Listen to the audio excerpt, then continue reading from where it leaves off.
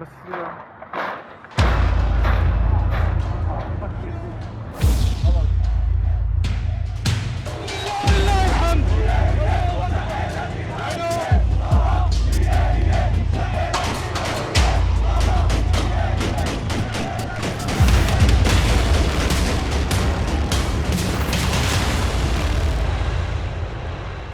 Syrian rebels seized the capital Damascus after a lightning advance that sent President Bashar Al-Assad fleeing, ending a 13-year civil war and 6 decades of his family's autocratic rule.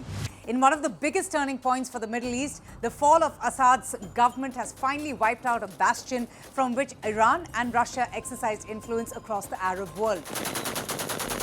Assad's sudden overthrow will now allow millions of refugees scattered for more than a decade in camps across Turkey, Lebanon and Jordan to finally return home. For Syrians, it has brought a sudden, unexpected end to a war in deep freeze for years, with hundreds of thousands dead, cities pounded and an economy battered by global sanctions.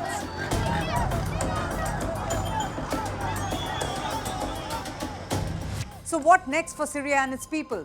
Well, Syria's future now hinges on uncertainty after the abrupt fall of President Bashar al-Assad's regime. Once thought to be unassailable, Assad's rule collapsed under the pressure of a rapid offensive led by a group called the Hayat Tahrir al-Sham, or the HTS, and supported by allied Turkish-based factions.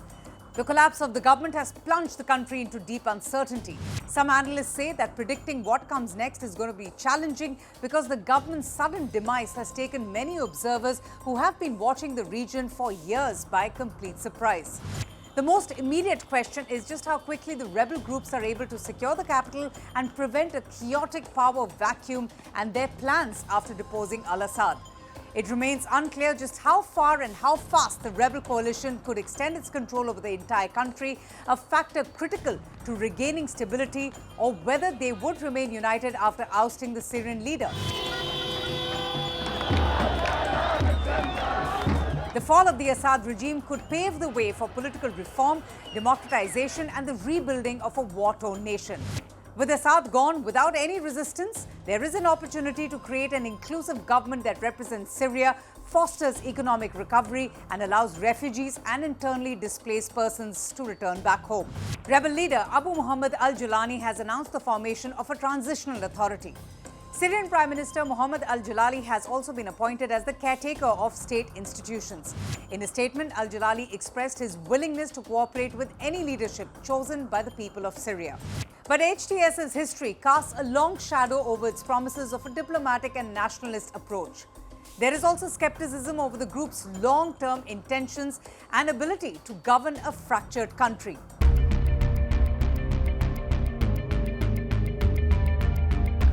So what happens to the region? Assad's fall completely disrupts the influence of Iran and Hezbollah, which have heavily supported and depended on Assad regime. For Iran, Assad's downfall disrupts the axis of resistance that connects Tehran to Hezbollah in Lebanon through Syria.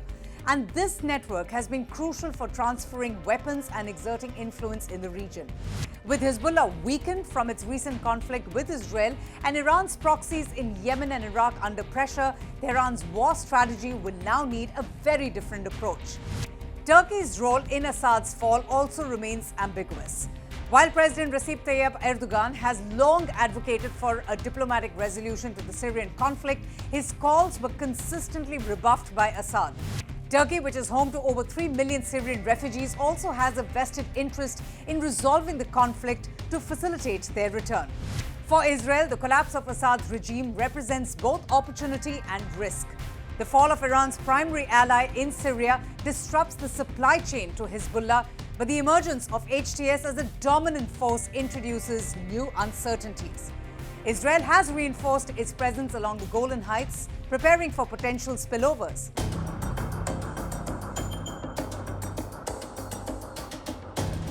What next for Bashar al-Assad? Well, the Syrian president has already fled to Russia. Citing a Kremlin source, Russian news agencies reported Assad and his family arrived in Russia and have been granted asylum. The Interfax news agency quoted the unnamed source as saying, and I quote, "President Assad of Syria has arrived in Moscow. Russia has granted him and his family asylum on humanitarian grounds." While Assad's years of tyranny appears to have swiftly ended, it's still a long road ahead for Syria.